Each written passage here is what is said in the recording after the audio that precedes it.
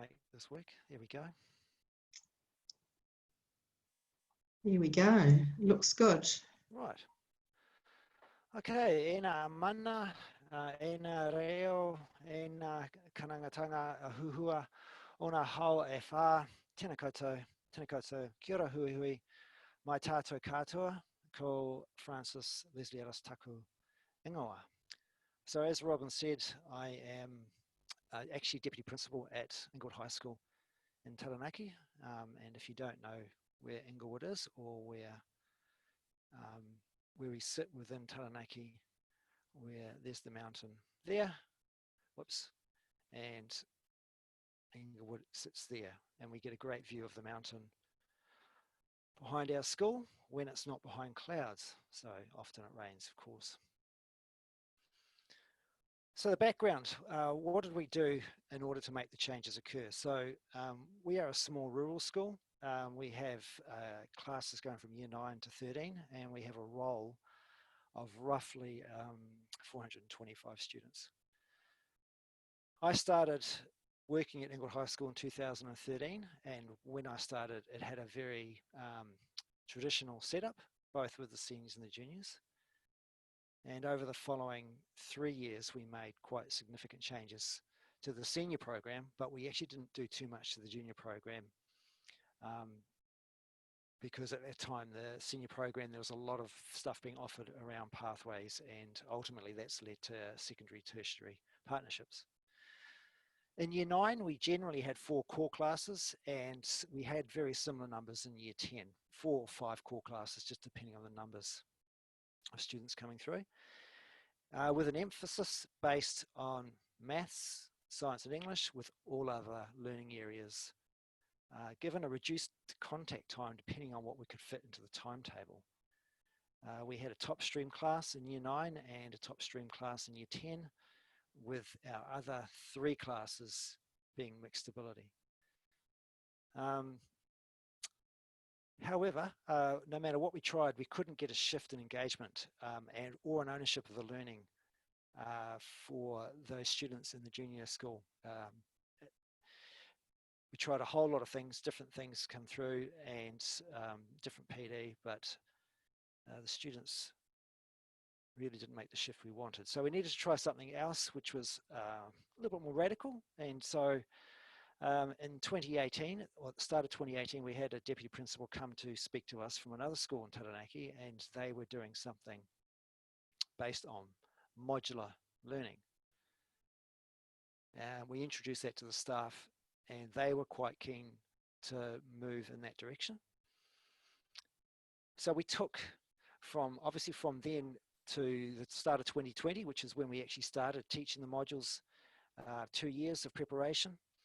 And we gave the staff regular time over the 2 years for a PD based around writing of the modules and what it would look like, and increasing student engagement and all those sorts of things.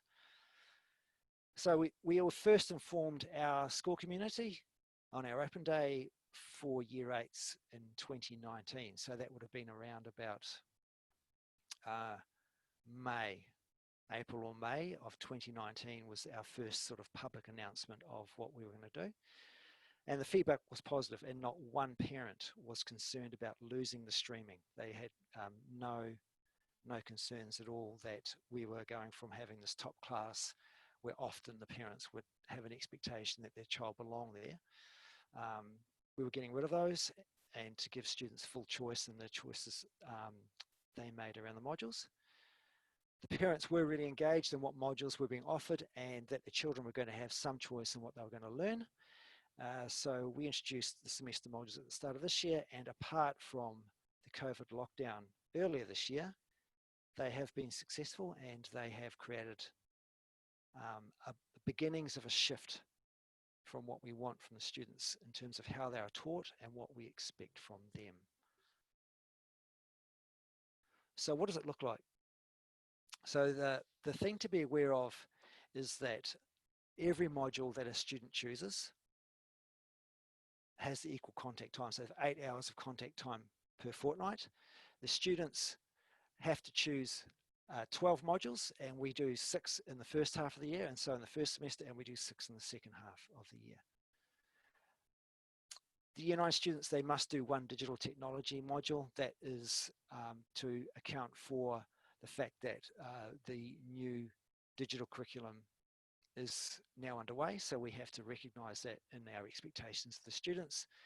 We expect the Year 9 students to do 2 English modules. We expect them to do 1 health or 1 PE module. So if they're not very physically active or they're not interested in that aspect of it, they can do a health module instead. They have to do 2 maths modules in Year 9, 2 science modules, or they could do a science and an ag hort module. So they do have a choice. If they don't want to do all science and they're interested, because we have many of our students who are coming off farming out of farming areas, they could choose to do an ag course, and that replaces the science module. They have to do 1 social science module in Year 9 and 1 in Year 10, and they have to do 1 technology module in Year 9, which can be either food, textiles, or hard materials. They need to do 1 art or 1 music module in Year 9, and they must do a Te Reo Māori course in Year 9 as well. In Year 10, they get far more flexibility. Part of it depends on what they've chosen in Year 9, but they only have to do, at a minimum, 1 English module, 1 maths module, 1 science module, or it could be an ag hort module, and 1 social studies. Everything else is a choice for them. So they get 7 more modules that they've got freedom to choose over, with very few restrictions on what they choose. So what I've put up here, this just shows you what we offered in maths this year, and in actual fact, we're offering very similar modules next year as well. So we have these modules with these interesting names. They were designed, the names of the modules are designed to catch the students' attention and catch their eye, and then they can look at it and maybe they might be interested in doing that particular module in maths. So ABC Express 1, if you hadn't figured that one out, that is an algebra, very algebra heavy module, but not entirely, but algebra is the main focus. And because we've got an Algebra Express 1, or an ABC Express 1 and ABC Express 2, we have 1 for Year 9s and 1 for Year 10s. And next year, that's going to be the only two of the only 3 modules where there is a restriction on whether it can be done by a Year 9 or a Year 10 student. Drive to Survive, that is a module that I wrote. It has a focus on road safety, and that looks at trigonometry, measurement, all those sorts of things. Everyday maths, that's a more basic course for those who are a bit weaker in maths. However, anyone can take it, so it's not restricted to any particular group of students. Maths and sport, that's pretty obvious. Maths and travel is obvious. Maths on the job, that's sort of applying it to the workplace. And then Ready, Steady, Go, that was the other module that I wrote. That one, almost cross-curricular, focused on the creation of a toy car, a model wooden toy car. So the students had to design it. They had to cost it all out. They actually had to build it, and then ultimately it was a competition down a ramp to measure the speed and distance, and so we had rates that followed on from them having to do money and all those sorts of things. So all of these have generally have an end goal. There's a reason why they are doing these modules. So the students aren't asking, why am I learning this? Because they can link it back to having some sort of direction.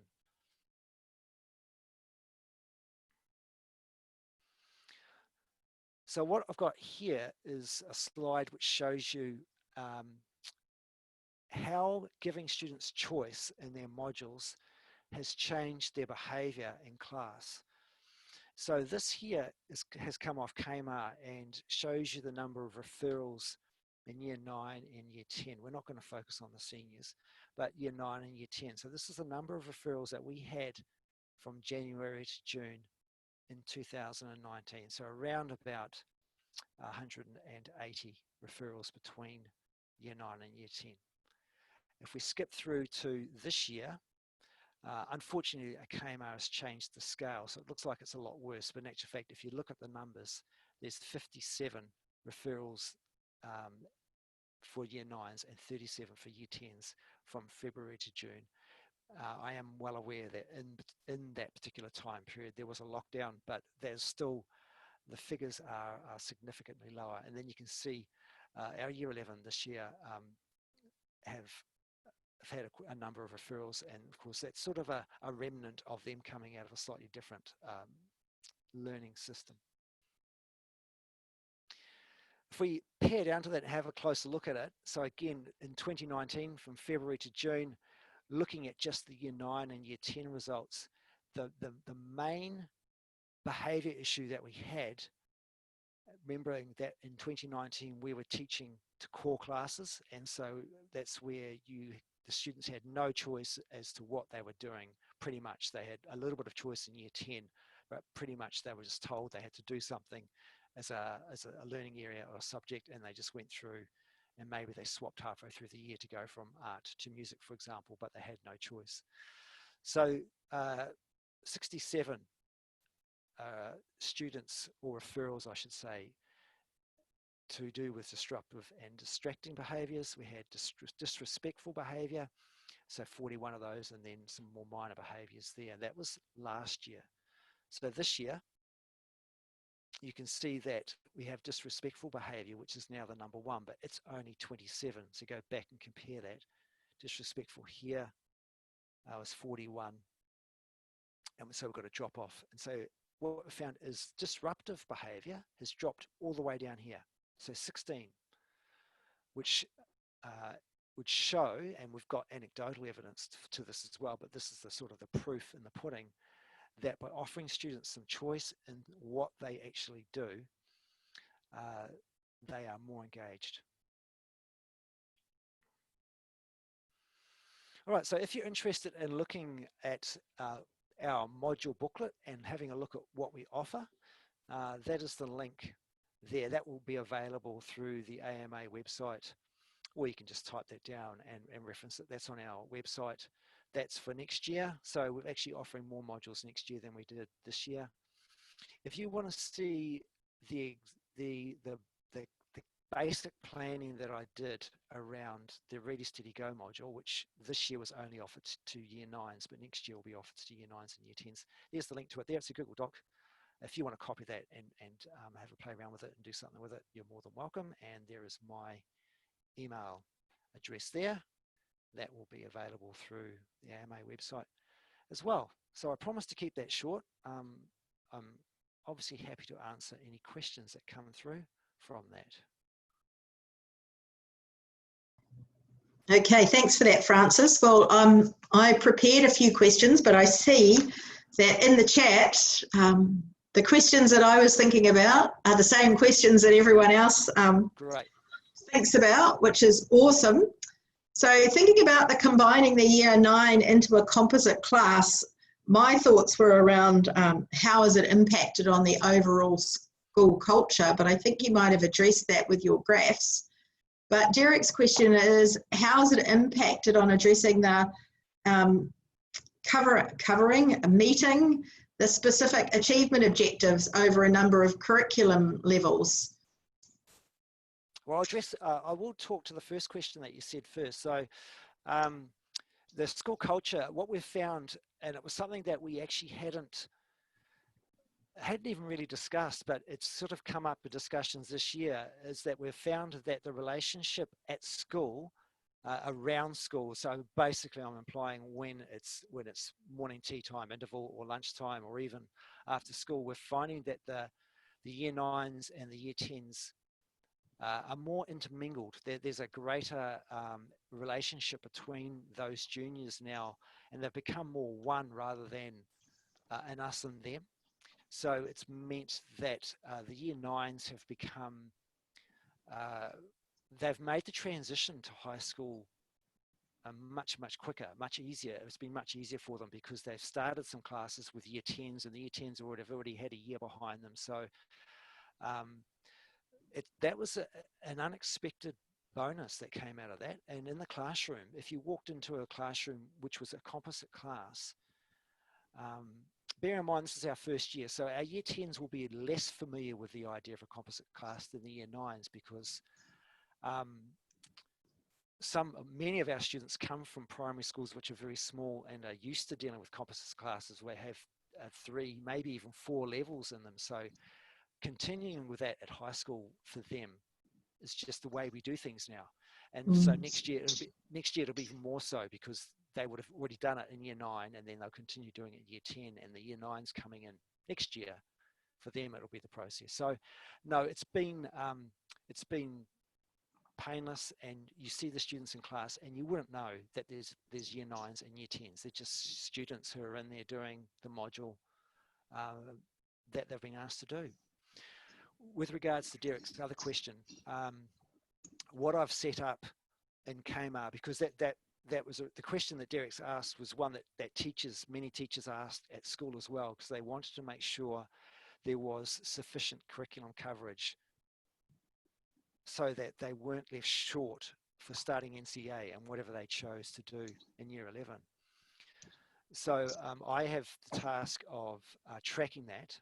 So I've set up a markbook within Kmart which lists in a really basic form the AOs from the back half of the curriculum document, and the teachers go in, and when they have finished teaching, or even while they're teaching a particular topic or skill or whatever you want to call it, they mark that off against the AO or AOs that is represented, and they write down very broadly what curriculum level they have been teaching that at. So in year 9, for example, I'm currently doing algebra with my second half of the year module. I've been teaching that, and sort of, if I aimed it down the middle, that centrally my teaching has been roughly around curriculum level 4. So I'll mark off the achievement objective for algebra in this grid, and then what that does is it builds a picture of that student over 2 years. And so when the students are choosing their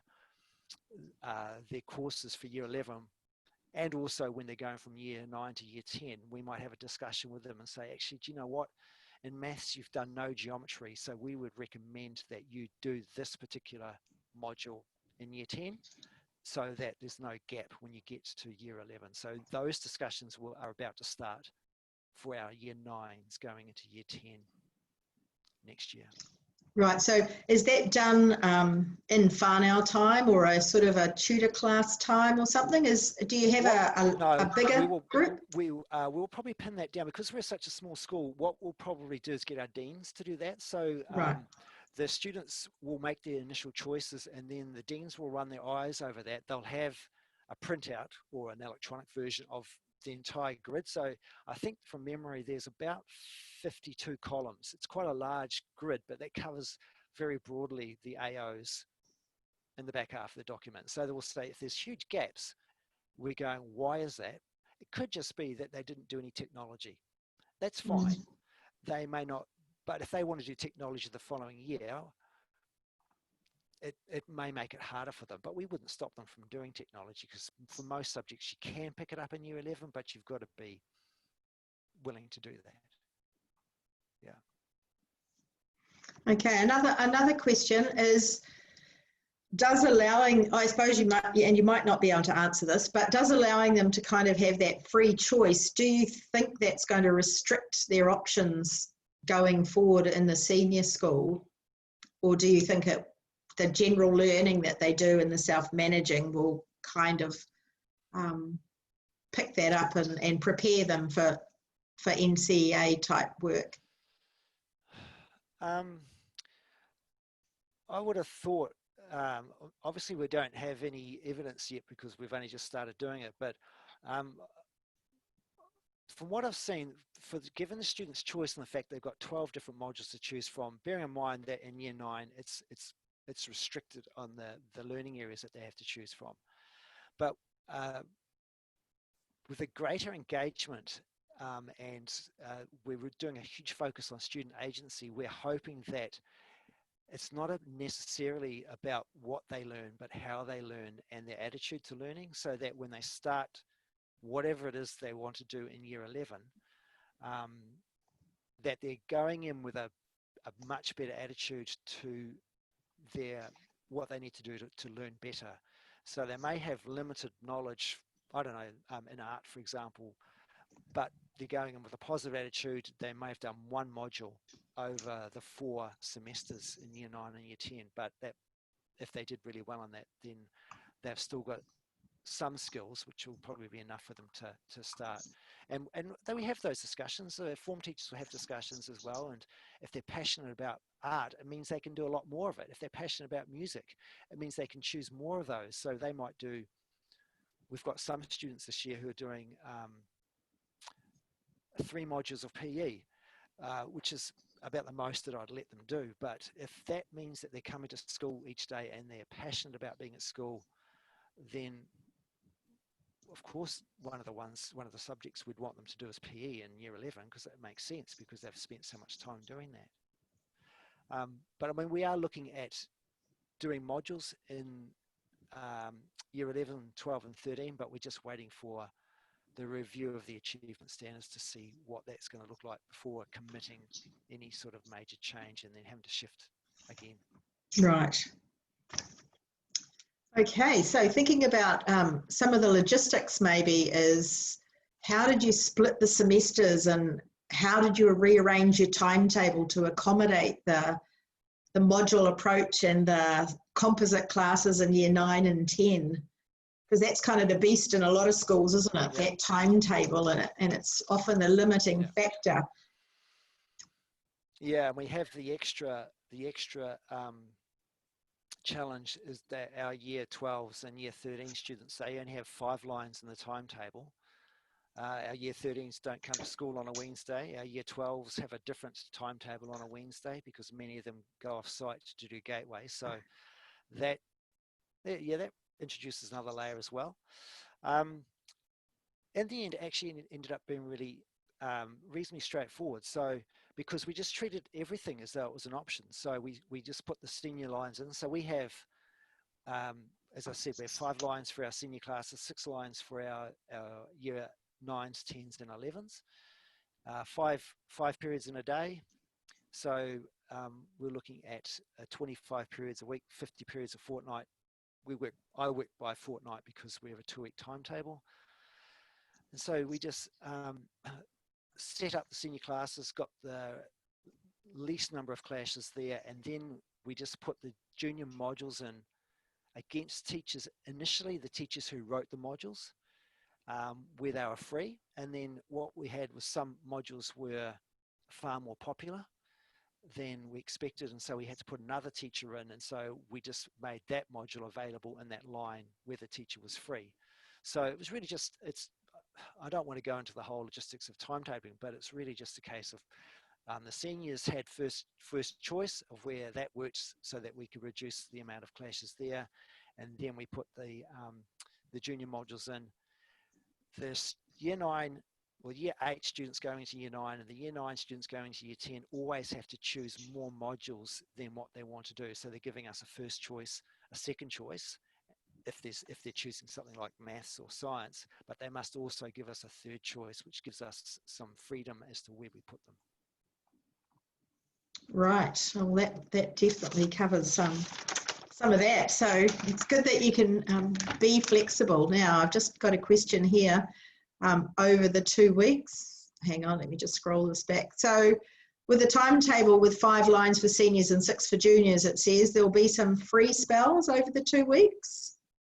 Yeah. So is it for the juniors, or? Yeah, well, because 6 times 8 is 48 and we have 50 periods. That's correct. Yeah. So juniors is definitely a mathematician, right? So what we have is period 2 on a Wednesday.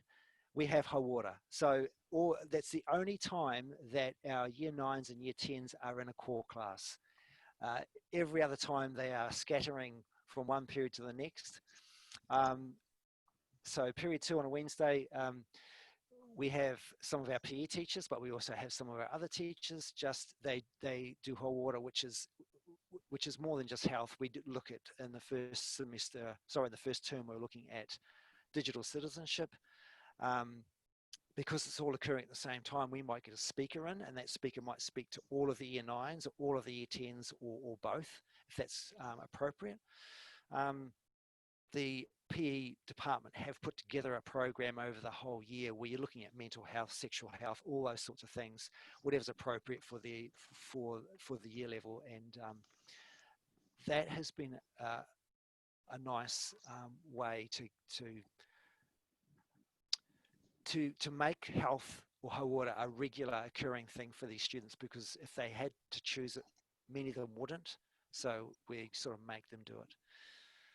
The other thing I need to say with regards to our timetable is that over the 2-week period, all the lines in the timetable, there's one double period, so there's a 2-hour period once a fortnight, and that allows all our teachers to do something bigger in that time. So it could be an experiment, it could be one of the PE modules goes off mountain biking from morning tea to lunch. So 2.5 hours they're off mountain biking as part of their module for PE. So the double periods have been, most teachers have liked them. Some of them have found them a challenge because they weren't used to them, but it allows for a lot more deeper learning and things that you couldn't ordinarily do in 1 hour. Right. Sounds exciting. Sounds like it's a lot more fun than some of the other things that we're doing. So thinking about this, and then as a school, maybe if we move to the teachers and the structural thing, how long did you spend planning sort of to move to this sort of module approach? And how were the teachers supported to develop the modules and sort of trial them and implement them? So at the beginning of 2018, as I said in my presentation, we had the DP come and speak to us from another school within Taranaki who was already doing this. His school they do trimesters. So they do three modules, 3 different sort of groupings of modules a year. We decided to go with 2. The staff after that presentation, on the whole, were really, they were keen on the idea. They liked the idea, but of course it was this unknown factor. What would it mean for them in the classroom? What would it mean for what they're teaching and those sorts of things? So we sort of, we spent the first 6 months really just talking about it. We then committed, we dropped back a lot of our meeting times and committed a time. I think it was once every 3 weeks was just module planning time, and we got different people in to work with departments or work with staff to help them plan, to get ideas. There are other schools around the country doing modules, and so we got some ideas from there as well. So the first year was really just talking about it, getting some idea of what it would look like, and then in 2019 was sort of finalizing those plans, getting the module booklet out so that it was ready to go, getting names for the modules. That was one of the things that teachers actually really enjoyed, is you're going from calling something maths to some whiz-bang name, and I gave them no limitation on that. They could name it whatever they liked. If it helped sell the subject, good on them.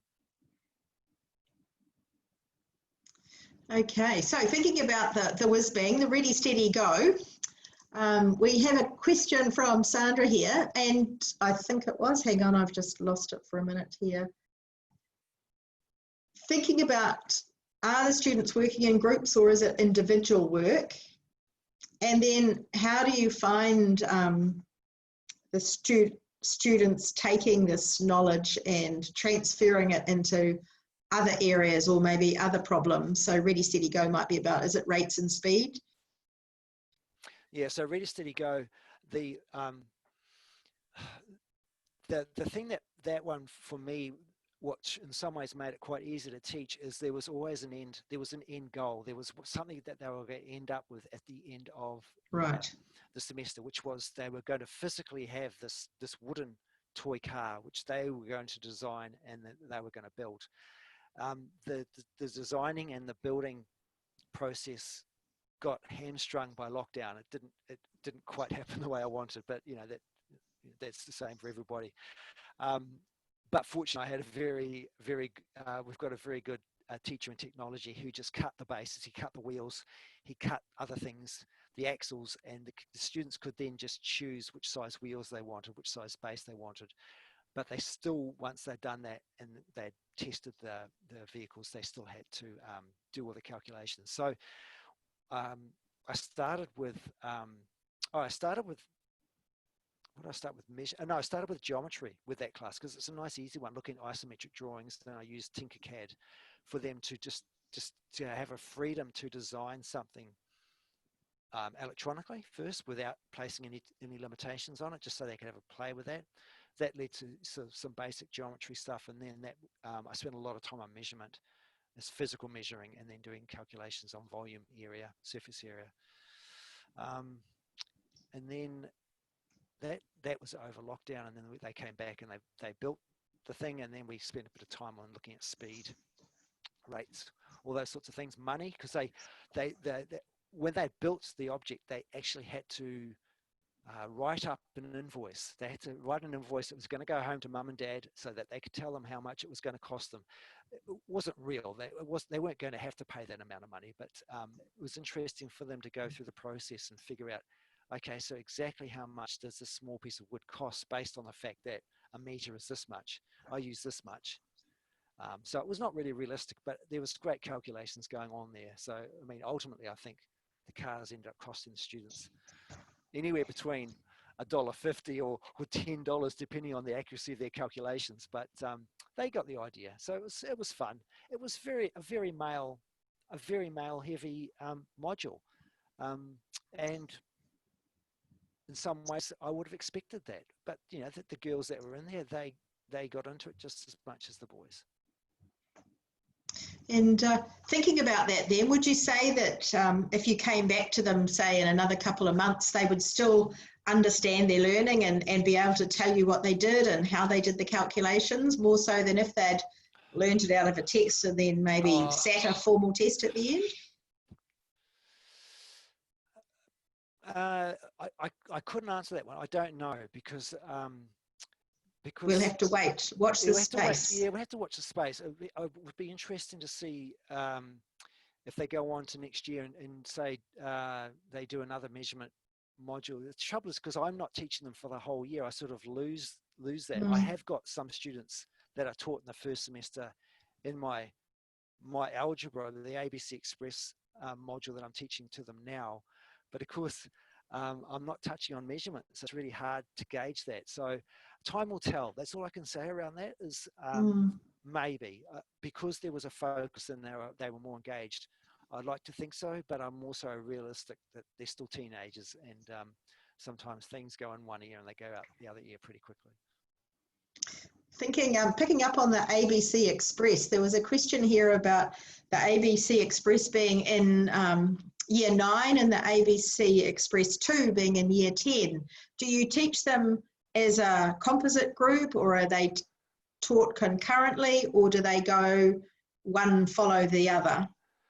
No, so they're two separate modules. So in semester 1, they were taught by 2 separate teachers, and that the plans for those 2 courses were different. So I think ABC Express 2, which is the year 10 one, covers off algebra initially, but then it looks at there's a bit of geometry in there, because within the geometry, when you start looking at angles, you could bring back the algebra and apply it.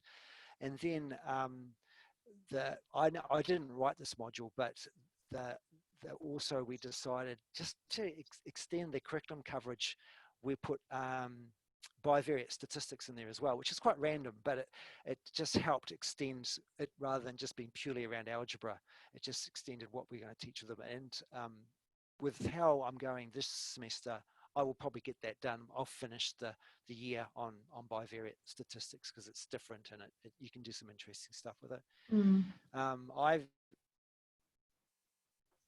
I have the privilege of teaching both of those modules, both the year 9 one and the year 10 one. That's just the way it's worked out in the second semester. So I get to see the comparison. So I started both of them exactly the same.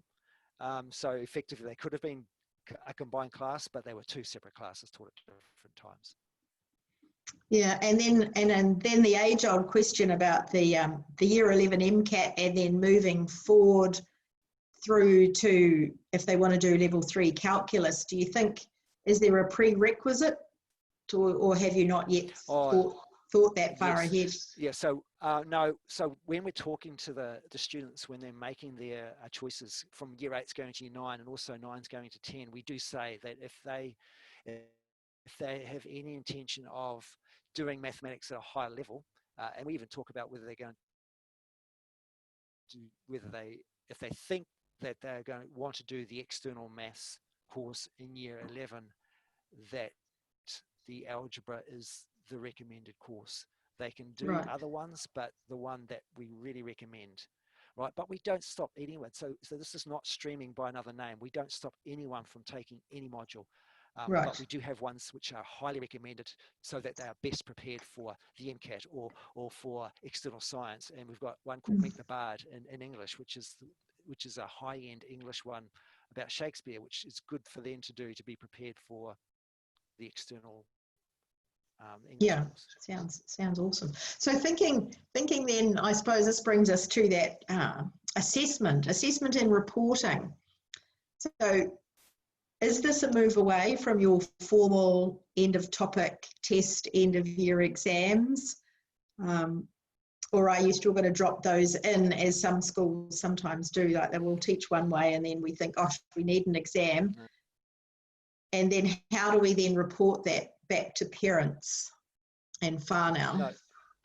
So one of the things that so shifting to modules was just one part of this grand plan. So we're also working with teachers to shift their pedagogy.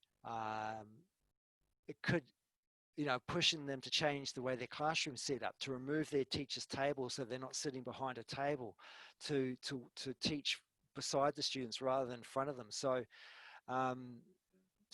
part of that also is looking at key competencies. So we've gone back to having a greater focus around key competencies, but teaching them or embedding them. Sorry, that's a better way of saying embedding the key competencies in what we do, but not focusing on all 5 of them, just focusing on 1 or 2. And we report on those, again, just as a working towards, working at, or working beyond. We don't give it a grade or anything. It's not a curriculum level. It's just where we think they are.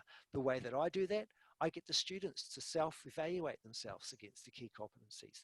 They set up the criteria at the start of the module. The first double periods I have with them, we talk about what does managing self look like, and they write down what it looks like when they're working towards, what it looks like when they're working at, what it looks like when they're working beyond. I put all of that together from the class, turn it into one sheet, and then we revisit that every month, and they evaluate what they're doing in the classroom against the criteria they set up. So that's one part of it. That's a movement away from it being totally around content, knowledge, skills. I've now just set up the expectation that for a whole module, so over 2 terms, there only has to be two assessment grades, but I use the word assessment loosely. That grade can come from overall teacher judgment. It can come from summative. Yes, it still can. It can come from summative, but that's happening less and less now. It's more coming from formative. So projects, online work, peer assessment. And because we're giving the teachers the freedom to do that, they're doing it rather than saying, oh, no, I think I need to do this test because then I can compare my students in this class to my students in that class. Because they're all different now, there is no need to do that. We're more interested in curriculum coverage rather than whether they've got, whether they're achieving at curriculum level 5 or level 6 or level 3 or level 2. But we still have a requirement to report home. So the other part you asked was about reporting. So we do real-time reporting so the parents can access their child's grades anytime. They just log into KMAR, but we still, we report 4 times a year at the end of each term digitally rather than using paper. And is that reporting, is it by comment or by curriculum level? or a Yes, I said grade? that. So we have No. basically one page per module, and so it's key competencies across the top, just an evaluation against that, maximum of 3 key competencies, and then there might be some tasks, some assessment with, yes, there is a grade there, and it could be curriculum level 5 at Achieve, Merit, or Excellence. Part of that is just to get them used to the idea of Achieve, Merit, or Excellence, but it could just be a comment only. But there should be a minimum of 1 comment per term. Right. So I suppose that sums it up and brings it round in a circle, thinking back to the community. What is your contributing schools thinking about what you're doing, and what have they given you any feedback, is a question there in the chat. And they've loved it. They have parents come along and they say they wish they were coming back to school because they see all these things that we offer. We've got 96 modules available. That doesn't mean we're going to run 96, but we've got 96 in our book. The students can choose, mostly they can choose any one of them, because most of them now, or many of them now, are composite, so the year 9 or year 10, so they can, it doesn't really matter what year level that you're in. And so the parents are coming along and they're saying, oh, these sound really, really cool. They've bought straight into it. The teachers at our contributing schools are really promoting us as a school as the first choice to go, because the nature of where we live compared to New Plymouth, that traditionally there's been a percentage of students who've gone past our gate and gone into New Plymouth, because there's a perception that if you go to a city school, you're getting a better education. And whether it's linked or not, you know, last year our year 9 intake was 90. This year our year 9 intake was 115. It's hard to know whether that's just a bubble coming through, or whether actually there was an idea there which parents think, oh great, our children can have a choice. We prefer that to going to another school where they do maths, they do English, and if they love music, well, you can only do it 5 times a week, 5 times a fortnight, because that's just the way it is.